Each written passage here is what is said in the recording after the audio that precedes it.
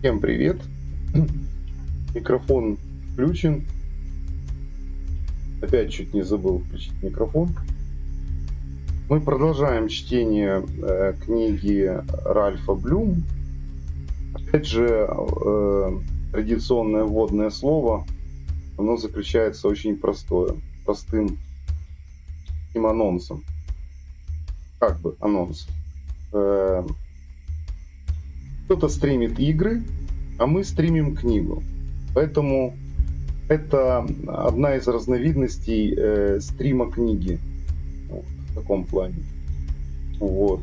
Так что мы стримим книгу Ральфа Блюма. И сегодня у нас третья часть, но не самой книги, а третье видео встреча. И мы так потихонечку двигаемся и читаем эту книгу. Но скажу, настроение должно быть таким, чтобы нам прочитать 193 страницы. Мы сейчас на 28-й. Ну, может, там какие-то пропуски будут или еще что-то, но у нас в данном случае 28-я страница, с которой мы сегодня и начнем. Вы также можете комментировать, вот комментарии у вас. Книжка будет сейчас посередине, я переключу следующий кадр. Можете следить со мной, как я читаю. Естественно, чтение будет с рассуждениями. То есть, поэтому я не актер. Не ожидайте, что это будет какое-то актерское чтение, как это делают профессионалы. Это стрим книги. Слово такое стрим. Листание, действие, активность. Вот в чем еще очень интересный перевод. Что я хотел бы сказать об этом? Вот представьте ту эпоху 980 года нашей эры, когда христиане посылали своих миссионеров везде, ну, и в Данию в том числе, и в Скандинавию, и в Германии, и в Англии. Везде были миссионеры, ну, в основном католические. И, естественно, где-то еще, может быть, и не было такого, будем так говорить, инквизиционного периода, где были гонения на инакомыслие, и любой язычник мог объявлен быть язычником, колдуном, ведьмой и тому подобное, и за магию мог попасть на костер. Но давайте вот мы посмотрим на саму традицию. Дело в том, что скандинавская традиция, она либеральна. Северная традиция, скандинавская традиция, она почитает множество богов. И эти боги для них сакральны точно так же, как и сакральны для любого человека. То есть они уважают свою веру, то есть относятся уважительно к своей вере, к своим богам. Естественно, они уважительно относятся к вере другого человека. То есть, как такового гонения нет. Ну, есть Христос, ну, кто-то верит в Христа. Очень хорошо, очень отлично. Поэтому, когда христианство стало в какой-то степени сначала проповедоваться, а потом навязываться, то, в принципе, либеральные последователи Скандинавии, последователи Одина и северных богов, они, ну ладно, если вы так считаете, пусть так и будет. Поэтому я вам хочу сказать, что меньше всего в скандинавских странах было там отлавливание ведьм. Я вам скажу, что те, кто практиковал сейф, в Скандинавии, они и до этого были неприемлемы в обществе. То есть Гальдер, да, приветствовался как направление почитания Одина, а Сейд Ванов, он не приветствовался. Поэтому в какой-то степени, вот я уже говорил, что Блюм является такой вот мостиком лично для меня перехода с христианства в веру северных богов. И здесь вот это вот отношение к пониманию Христа, особенно если вы рассмотрите Эды и поразмышляете над образом Бальдара, между прочим, то вам откроется, что Бальдар во многом очень похож на Христа. Например, некоторые даже сравнивают висение на древе Одина, который узрел руны 9 дней и 9 ночей, как некий тоже образ. Поэтому если мы будем рассматривать это радикально предвзято с позиции такой вот хмурой фанатичной религиозности, то, конечно, у нас будет возникать противоречие, это то, что я и говорил ранее. А если мы будем к этому относиться лояльно, но, опять же, не соединять это, а изучать это. Потому что Один шаман, колдун, маг, путешественник, он изучает магию, он познает, получает знания. И вот если мы берем, например, с позиции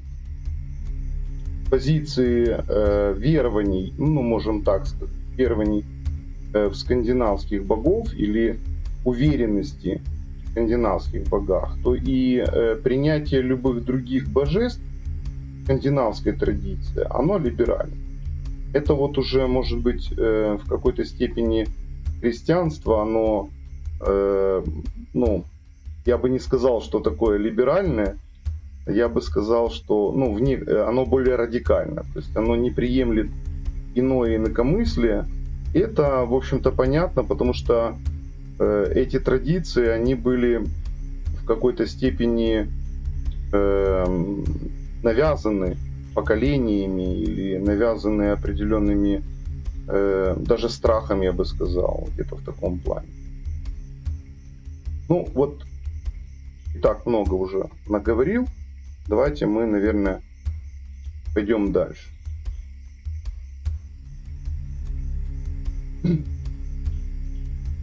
Обретение рун. Глава. Оракул от латинского аглаон. Давайте возьмем нашу лупу. Оракулум. От латинского оракулум. Божественное откровение. У древних греков, римлян, место, где или человек, через которого боги сообщали свою волю, откровение, ответ медиума или жреца, это варианты. Человеки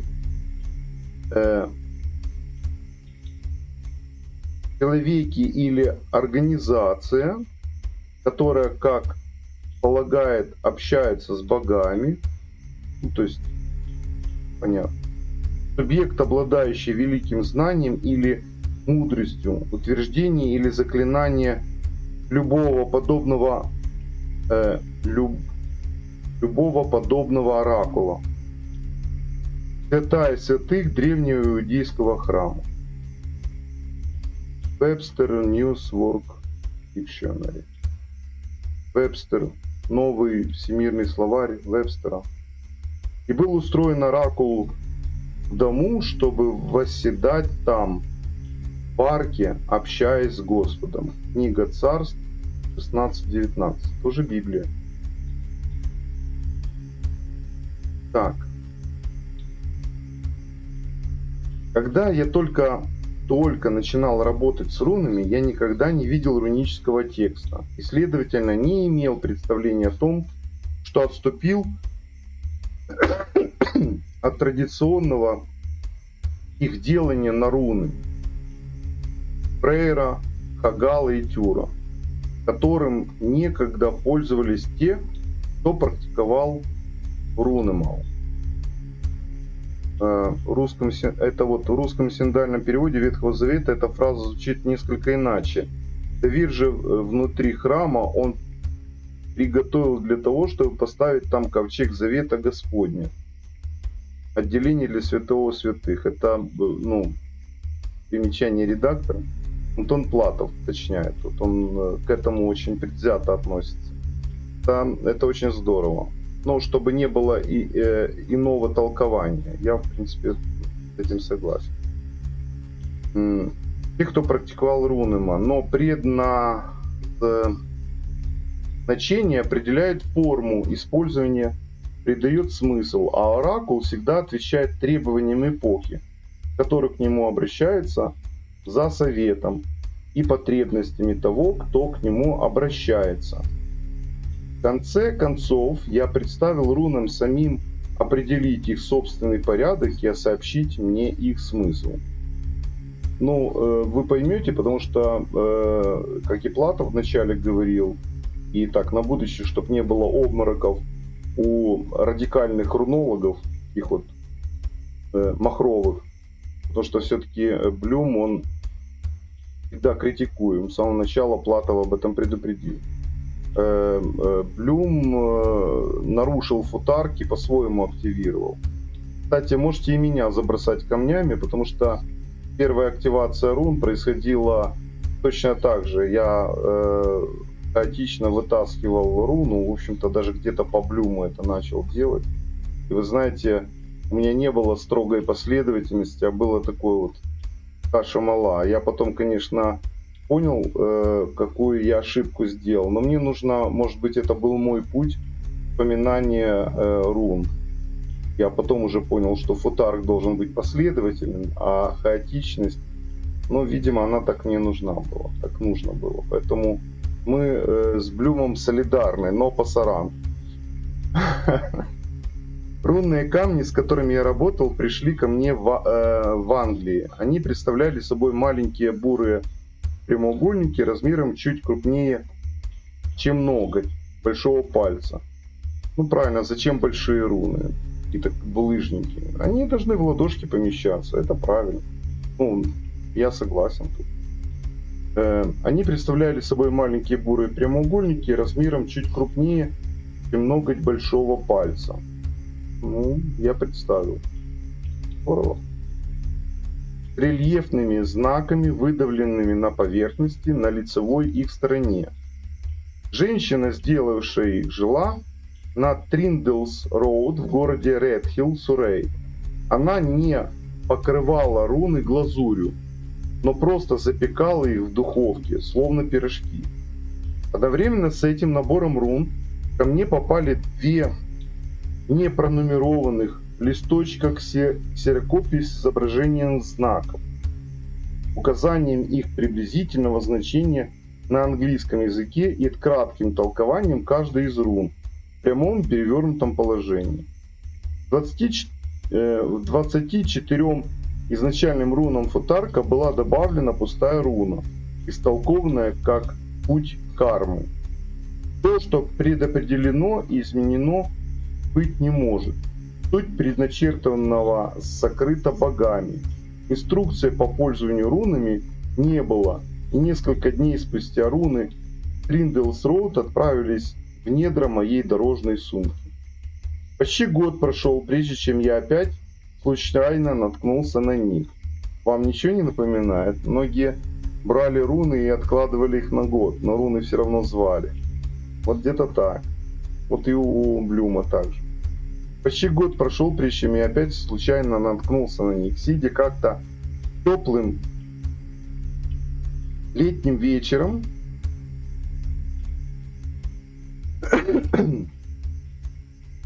в одиночестве на своей ферме Коннектикут, я никак не мог заснуть. Тогда я отправился в свой кабинет и принялся перебирать книги. Там же в маленьком замшевом мешочке лежали руны. Едва я высыпал камни на стол и перемешал их, как вновь испытал то же радостное чувство, которое возникло у меня в момент, когда я впервые в жизни прикоснулся к ним в Англии. С вами такого не бывало, когда вы первый набор свой доставали? Не помните? Я испытал это чувство. Однако я до сих пор не знал, как именно следует пользоваться этим оракулом. И вот тогда мне пришла в голову мысль спросить у самих рун, как именно следует с ними советоваться. Я посидел некоторое время в безмолвии, концентрировался и помолился, после чего открыл свой блокнот и записал вопрос: в каком порядке вы хотели бы быть разложенными. Я разложил руны на столе чистой стороной вверх и перемешал их, дотрагиваясь до каждого камня. Затем я начал, переворачивая одну за другой, последовательно выкладывать их перед собой в 3 ряда. Это заняло всего несколько мгновений. Когда все было сделано, я сел и внимательно изучил расклад. Кстати, вот он расклад. Ингус, Наут, Перт, Урус, Атила перевернутая, Ансус, Еба, Манас. Знаете как, результат необходимый, который открывает сила закрытого наследия и незнание в партнерстве не даст гармонии, но рост без цели откроет со временем радость, непонимание владений, откроет защиту от страхов, проведет по судьбе энергии спокойства, изменив намерение. Но я бы сказал здесь путь, старый путь очистится, и новые потоки откроются. Ну, или новые потоки закрыты, то есть они должны быть открыты. Я вот так страктовал. Ну, как импровизация. Идем дальше. Помнится, первым испытанным мною чувством было чувство огорчения, вызванное тем, что пустая руна, неведомая, не улеглась поэффективнее, а просто заняла свое место среди всех прочих. Кстати, пустая руна еще можем трактовать, вот ее делали как запасной плашечкой для того, что если вдруг какая-то руна упадет там за камень или потеряется, или треснет, можно было быстро восстановить Путарк, то в принципе пустую руну можно еще трактовать как любая руна, которая может стать вместо нее. Иными словами, твоя воля, какая будет руна нарисована на этой пустой плашке.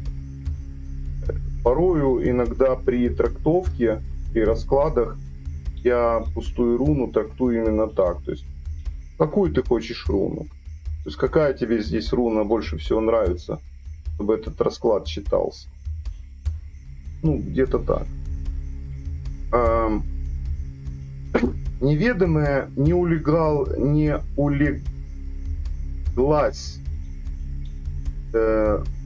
Пустая руна неведомая не улеглась поэффективнее, а просто заняла свое место среди всех прочих. Однако тут же я вздохнул с облегчением. Мне было сказано, что руны могут читаться и справа налево. Звездочка. Традиционные рунические знаки могли быть обращены в любую сторону и читаться слева направо, справа налево или при необходимости вертикально.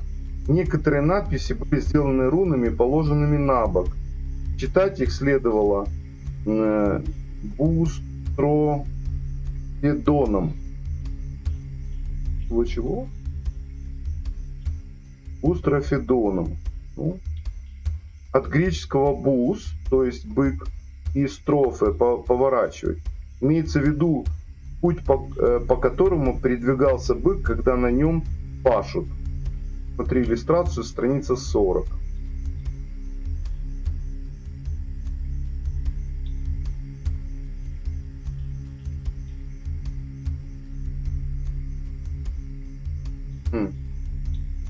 Ну, это я так забежал. Возвращаемся. Смотри иллюстрацию, страница 40. Ну, ладно. Что я хотел сказать по этому поводу?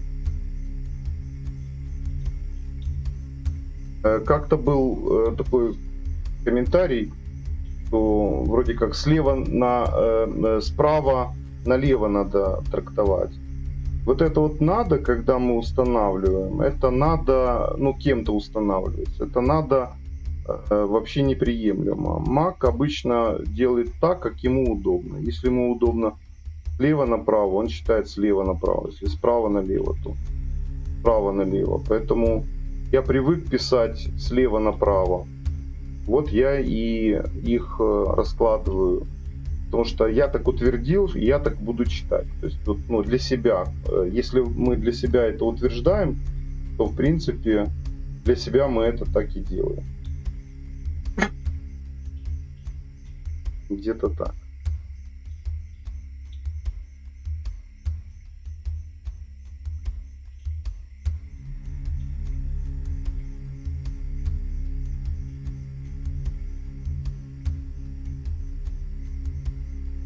Я посмотрел комментарии. Кто-то написал, никто не комментирует. Ну, ладно, не надо. Будем читать дальше.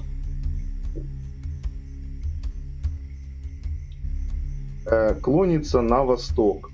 Третью я знаю, если в битве будет мне тяжело, она затупит мечи смертельных врагов.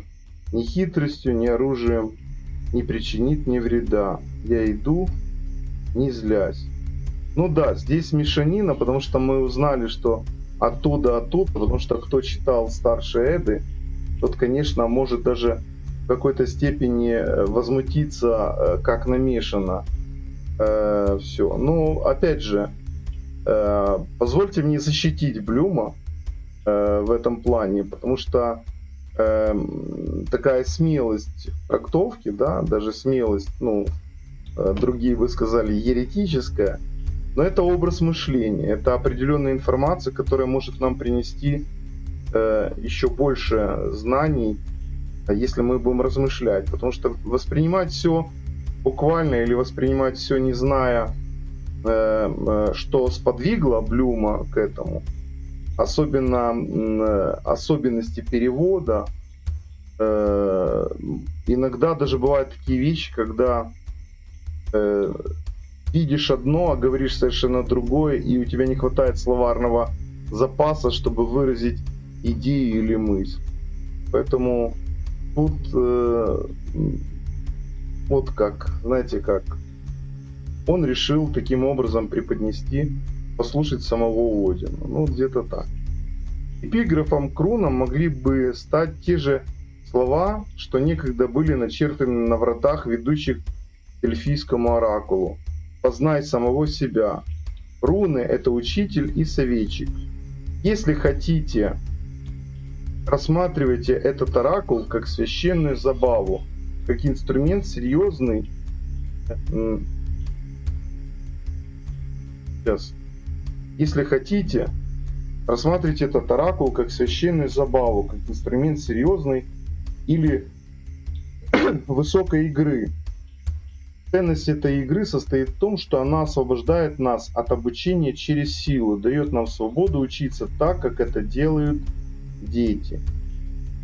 То есть руны, да, это учитель. Вот тут даже спорить не стану. Но он так видит.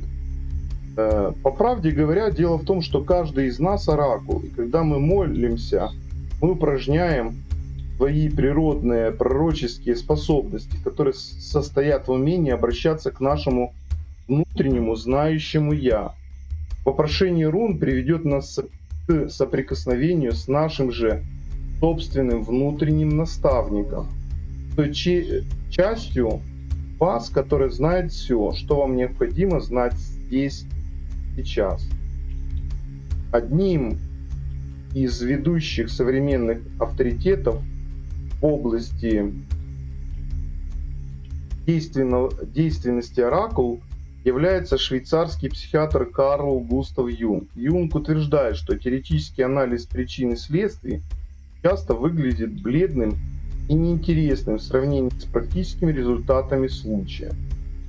Ну, внизу ссылка на откуда. Скажу так, что анализ причин и следствий, согласно закону причины и эффекта, очень интересное и забавное занятие для мага, когда он получает целый спектр понимания, приготовления определенных последовательностей ритуала или механизма действия на результат. Поэтому сказать, что я тут согласен или не согласен, у меня иное мнение. Кстати, так не премину возможностью пригласить вас на закрытый платный вебинар по изучению законов магии.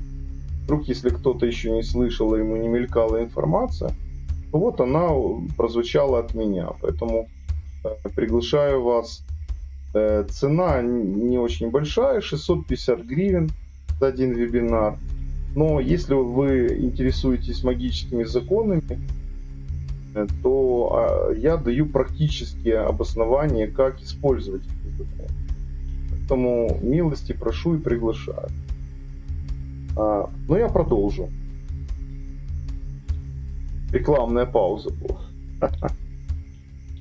В каждом нас оракул, нашему внутреннему здесь и сейчас. Одним из ведущих современных авторитетов в области действенности, это я уже прочитал, видите, отвлекся, это убеждает нас в том, бледным и интересным в сравнении с практическим результатом случая. Это убеждает нас в том, что нет ничего, что не могло бы послужить ключом к правильному и своевременному действию. Сколько бы незначительным это что-то ни было, обращение к оракулу помещает вас в истинное настоящее время, поскольку во всем, что происходит в любой данный момент, содержится то, что Юнг называет специфическим свойством этого момента.